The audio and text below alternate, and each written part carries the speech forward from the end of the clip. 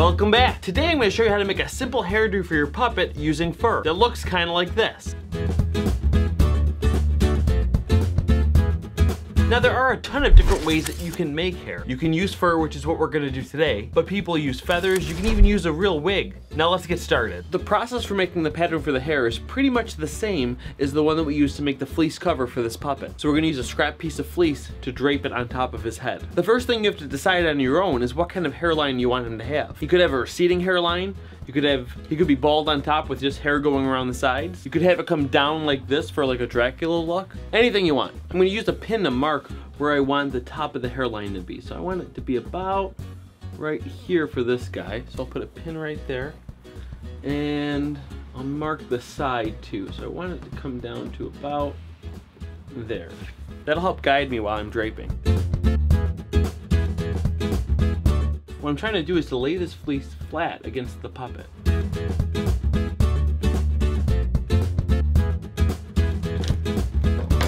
gonna trim out what I don't need here. Made this piece a little too long.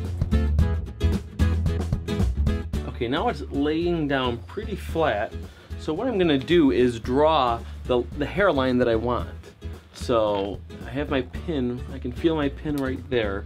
So I'm gonna make a little dot where my pins are, so I know where to draw to. So I'm gonna bring it down like this. Have it come down to there. I think I'm gonna give him little sideburns there. So I'll probably end up putting my ear right about there. Depending on the design of the character, you might want to put the ears on first. It really depends on how important that ear placement is to the character that you design. I'll have it come down like this.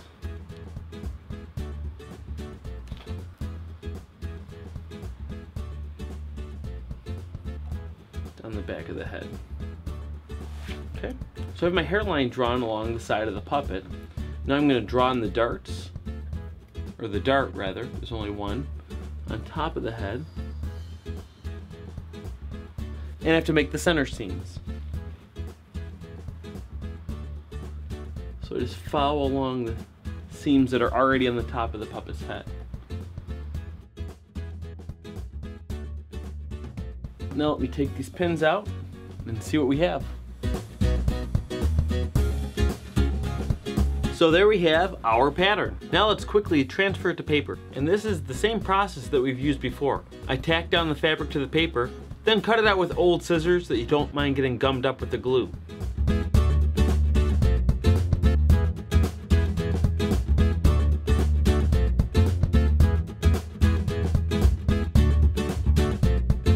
Peel off the fabric and then you're done. Now for his hair today, I chose to go with orange. This is a long pile fur, about 3 inches long. Now anytime you cut pattern pieces out of fur, you have to keep in mind the fur direction, also known as the nap. Most people have the nap going down, but it truly doesn't make much of a difference as long as you are consistent. And actually for this guy's hair, I want the nap to be going up. So I'm gonna keep that in mind when cutting it out. I'm gonna lay it out and trace it right about here.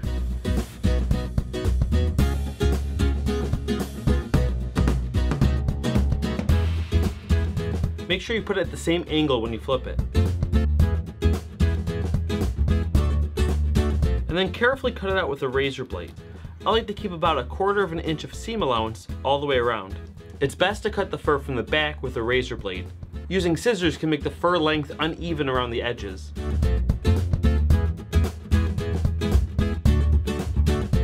Next, I'm going to sew up both darts and then along the top seam. So now I'm going to stitch it up. You could do this by hand, but I'm going to stitch it up on the machine quick. So now I have to stitch the headpiece onto our puppet. Now just as a warning, this is not going to look good when I stitch it on. It's not going to look nice until we comb it out and trim it. Okay, so I'm going to put this hair on the puppet. And one thing I did was I left in those 2 pins as place marks for where I need to put the front of the hair piece. So let me place this on right where it was on this side, and then hopefully the other side will line up as well. And then I'll start pinning it down so it doesn't move. So that's lined up there. That's lined up on that side. Let me check this side. It should all lie flat and even, so it really shouldn't take too much finesse. Let me check this side. That looks about right. A little bit of measuring with my fingers. Okay. And that looks pretty good. So the type of stitch we're going to do is a slip stitch. What's nice about that is it closes in both edges of fabric and it doesn't show the thread. So let me get you in closer here so you can see a little better. Okay. So I knotted my thread to the fur there. I'm going to go in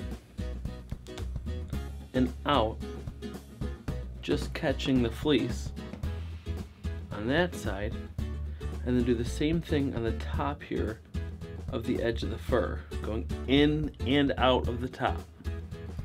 Don't go straight through. And then making sure you just go evenly across all the way.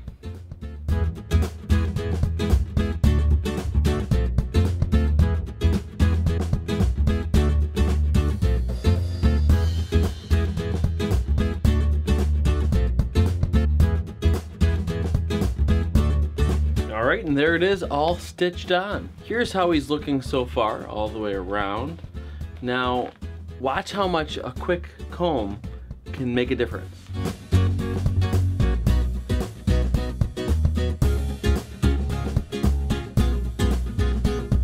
So that already, without any trimming at all, makes it look like, a character for sure. Now this hair, as it is, will not keep its shape. There are some other things we can do to it to make it keep its shape, and I'll show you that a little bit later. But already it looks kind of neat, that Jimmy Neutron-like look. But if I show you, if I shake his head around, gets bedhead. Which again, it can be another nice look if you want it, but let's do some trimming. Now I don't actually cut hair in real life, but while I've gotten my own haircut, I pay attention and look at some of the techniques that they're using and apply it to what I do to these characters. So I've noticed them pull through their fingers and start trimming that way.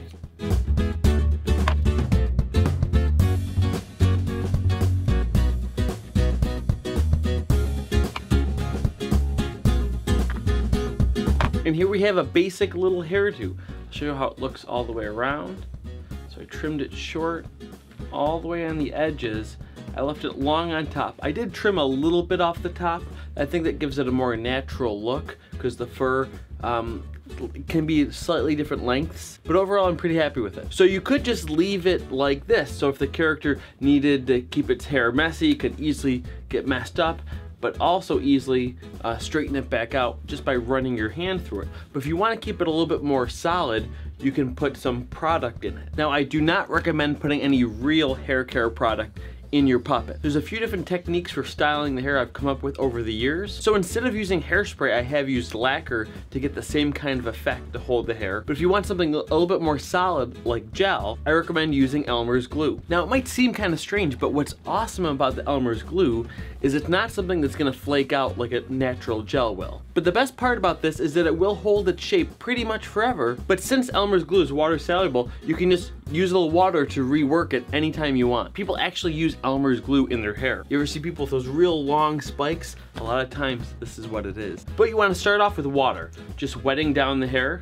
I'm just dipping my hand into a little bowl of water here to kind of work it in. You don't want it to be soaking wet. You just want it to be kind of damp.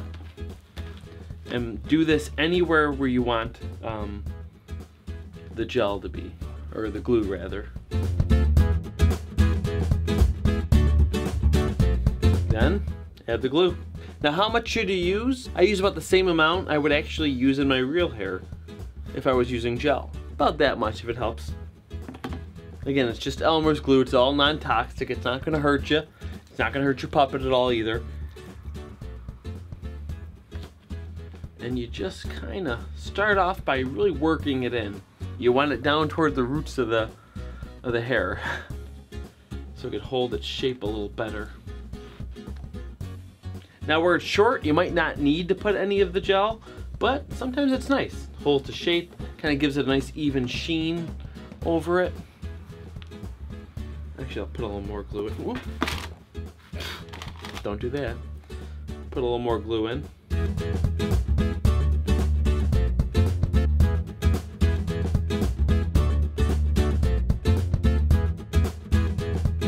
So it looks pretty good, and now let's start styling it with a comb.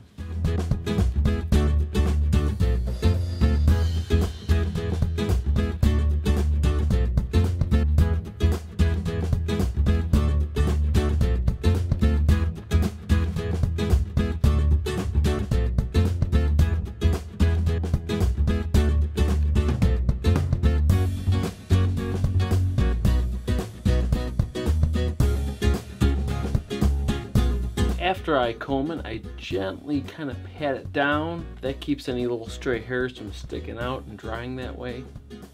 But again, even if it's dry, you can rework it if you need to. And now even after you style it, you can of course always go back and do any little trimmings of any stray hairs you see that might be uneven. There you have a nice little fancy hairdo.